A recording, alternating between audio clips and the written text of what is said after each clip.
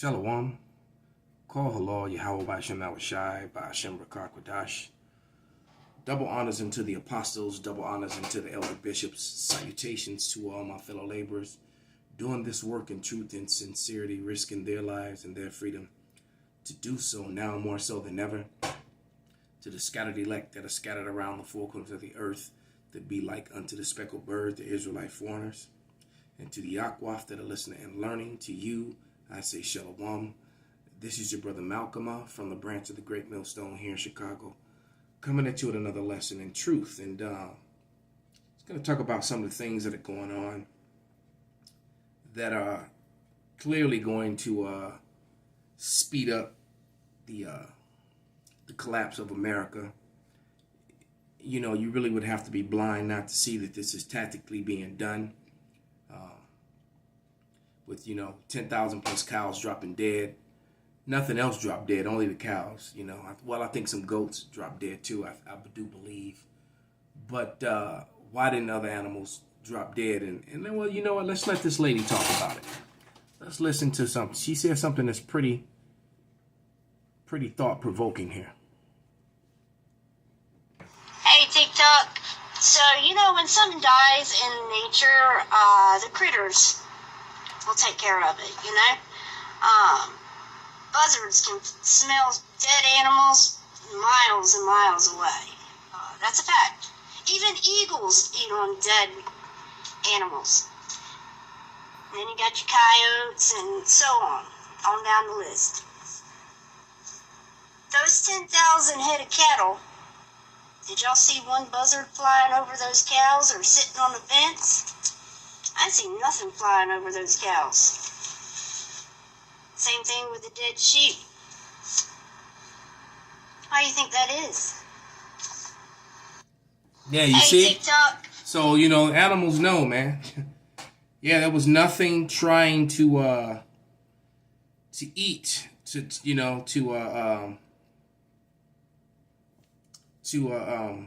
take part in the devouring of those animals, of those things. And now we just got wind that there's the diesel problem. We talked about this a couple weeks ago, but it's pretty much all over the internet now about the diesel fuel being done in less than 8 weeks. You got it was a story came out on Natural News and a couple other places that talked about the chemicals that's needed to make diesel fuel are gone. They're depleted and they won't be up and running again for another year. You got your rolling blackouts, and you have a war escalating, which is cutting off the wheat, the grain, which is needed to make almost so many foods out of the two main places where they come from on the earth, which is both in Russia and Ukraine. And now, if I raise the topic of the food crisis, we will need all our combined strength to manage that, because there are already millions of people that are at the very bottom of poverty and do not know where to have a meal the next day. But this will be getting much worse over the next month, because the Ukraine wheat and grain supply and the Russian grain supply, which were the granaries of the world, isn't there anymore, with all the consequences for the poorest in the world. We'll need every helping hand, and you are always the masters of precise, tailored solutions and innovations.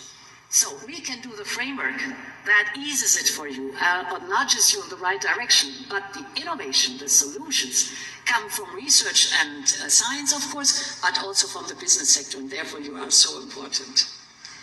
Thank you on behalf of all the participants, Madam President, for your so comprehensive speech. So they're clapping because it's going to get worse. I didn't understand that. But one thing that's happened as a result of here, people in America are fleeing to South America. And I was trying to find that video, and I just cannot seem to find it. Was it this one? together with other powerful allies, have created a new... No, it wasn't that one. I already did a video using that video. All right, but they're trying to flee the coming destruction, trying to get away from that fervent heat. You know, let me grab that scripture, because it's going to be utter chaos. I mean, people don't understand how serious of a situation that America is in. You know, you may be out partying or on your way to or from work or whatever, thinking that everything is going to be hunky-dory, and it's not. This is 1 Peter's 3, and I'm going to read 7 through 10. Because the end result with this Russia thing is that all of Russia's allies, which are quite a few, plus the ones that are going to turn on America, the different NATO nations that are, NATO is very fractured right now. But this is 2 Peter 3 and 7. It says, "But the heavens and earth, which are now by the same word, are kept in store, reserved unto fire against the day of judgment and perdition of ungodly men." The time is coming up. "But beloved, be not ignorant of this thing, that one day is with the Lord as 1,000 years, and as 1,000 years is as one day." All right. "And the Lord is not slack concerning his promise, as some men count slackness, but is long suffering to usward, not willing that any should perish, but that all should come to repentance." And that's all of the elect. All right. "But the day of the Lord will come as a thief in the night, in which the heavens shall pass away with a great noise, and the elements shall melt with fervent heat, and the earth also and the works that are therein shall be burned up." All right. So it's going to be fervent heat to melt the elements, man. And it's going to come with a great noise.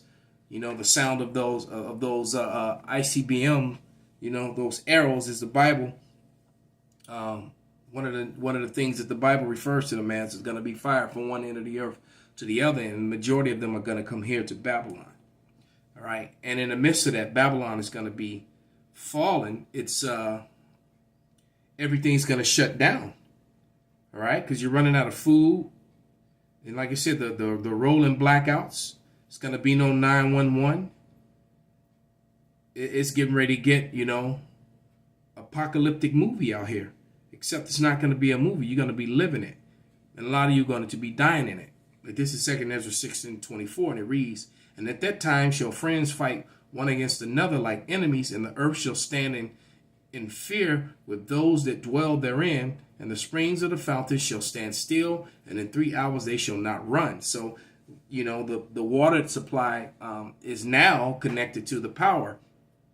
All right, so when the power goes out, not only is your food going to go bad, but you're not going to have any running water. All right, and most people are not going to be prepared for any of this. Okay, and then people are going to attack and fight one another.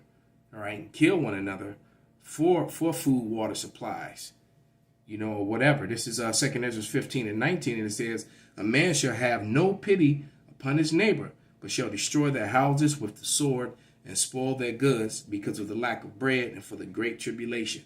And it's going to be great tribulation, and that's one of the things that's driving people to go southward, with this big, huge migration toward the Mexican border, by the elites. And then how, it's being said now that, a lot of the elites are trying to travel south to go to South America because, there's a lot of neutral countries down there. All right. Here, I found one. This one here, right here. Here we go. Mexican president calls for American superstate, open borders.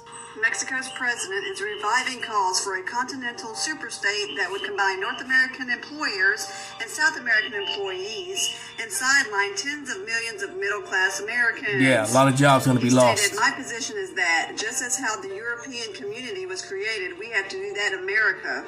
The same continent-wide superstate was pushed in 2001 by President G.W. Bush and Mexico's then-president Vicente Fox. Their unpopular "any willing worker" plan I remember would that. have allowed U.S. employers to easily import low-wage employees from Central and South America. So they're going to do all these jobs that Americans don't want to do and put a whole lot of, you know, people out of work. That's going to be really, really bad. Because, you know, you got these spoiled Americans that do not want to do those type jobs. Matter of fact, let's let him speak on it. I worked for a number of landscape companies before starting my own that hired undocumented immigrants. I can assure you, as somebody that was part of companies that hired hundreds of undocumented immigrants, that we couldn't get American-born workers to do the job.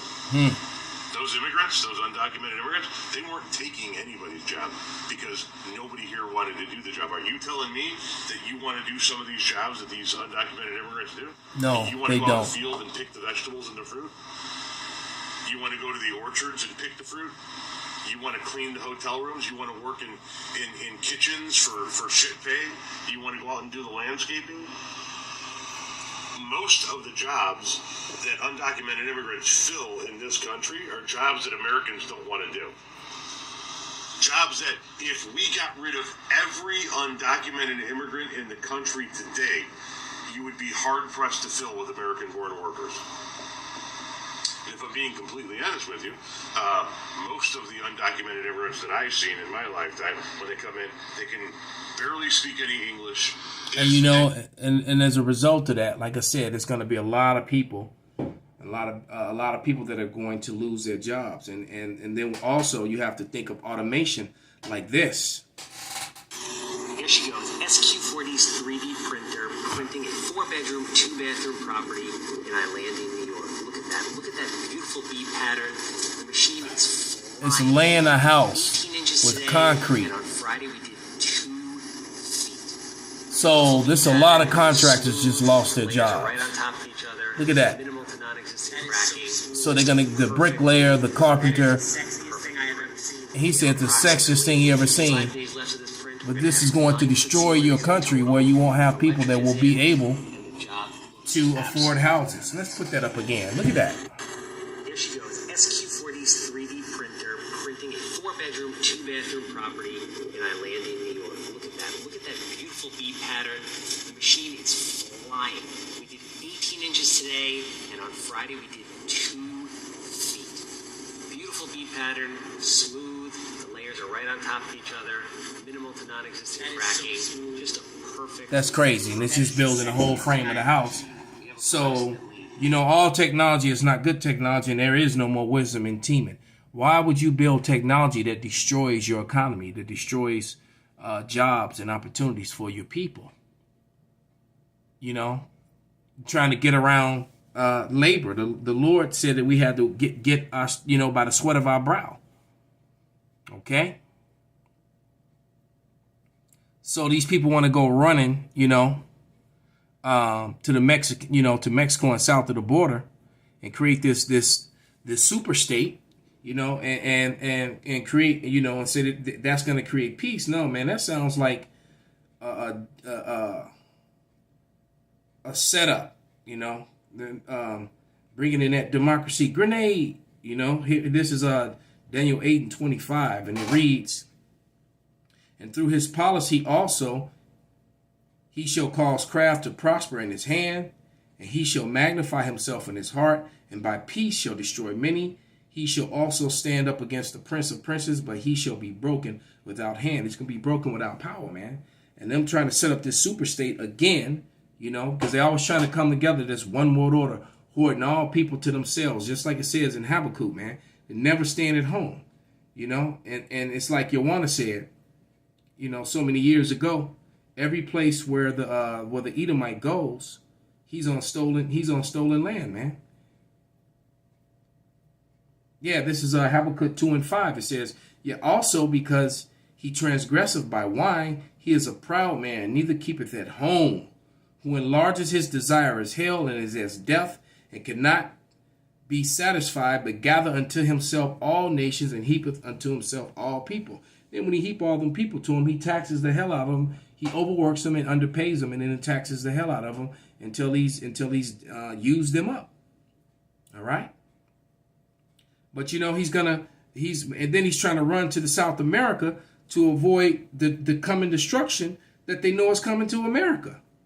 You know, they know that America is going to be annihilated by the things that are happening. Let me see if I can find this quick video. There's so many in here. I wish they were just better labeled. Maybe I should just start writing down the numbers.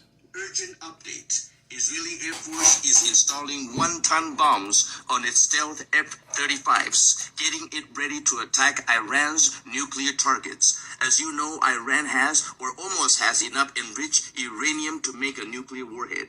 What's more, satellite images show that Iran is setting up 2 launch pads, ready to launch a long-range missile. More than 10,000 cows die in Kansas mysteriously, worsening on the shortage of meat. The U.S. stock market officially entered bear market territory. The inflation is at a 40-year high, and the Fed just raised the interest rate 75 basis points, the highest since 1992. Wow. Our world is in a situation just as described by the Bible before Jesus comes at the pre-tribulation rapture, and the tribulation is going to come shortly after. Be saved before it's too late. Now, you know that rapture is a false doctrine. As a matter of fact, let's get a scripture immediately to kill that. But he's right. It is the second coming of the Lord. And this place is going to be destroyed and is about to fall. But this is Revelation 2 and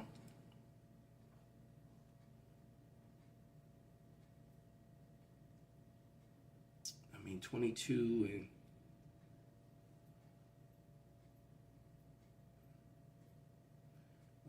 no, 2. I see it 22. 2 and 26. All right, and it breaks it down. And it reads, and he that overcometh and keepeth my works unto the end, to him will I give power over the nations. So someone of the Lord's lineage, of his people, not all people, is going to rule over all the nations. And that's the elect that last until the end. So you can't get beamed up, raptured up out of the tribulation. You have to go through it. All right. It says, and it says, and he shall rule them with the rod of iron, as the vessels of a potter's of a potter's shall they be broken to shivers, even as I've received of my Father. All right. So once again, you know, it's going back to verse 26, and he that overcometh and keepeth my works unto the end, to him shall I give power over the nation. So you have to, matter of fact, let me read verse 25. But that which ye have already hold fast till I come. So we're waiting on the Lord to come. And you have to be here when the Lord comes back. All right. There is no scriptures to substantiate, you know, that rapture doctrine. So that's false. But the Lord is coming back, and these people are planning on running and hiding in South America in their bunkers. You know, and in their bunkers in these neutral countries where they're the super rich can afford to go to. And the scriptures clearly say that they're going to be the first fruits of slavery. You know, that's in the book of Psalms. So they're going to survive this destruction just so they can go get put into chains and shackles and go into slavery and build up the kingdom of heaven for the children of Israel for free.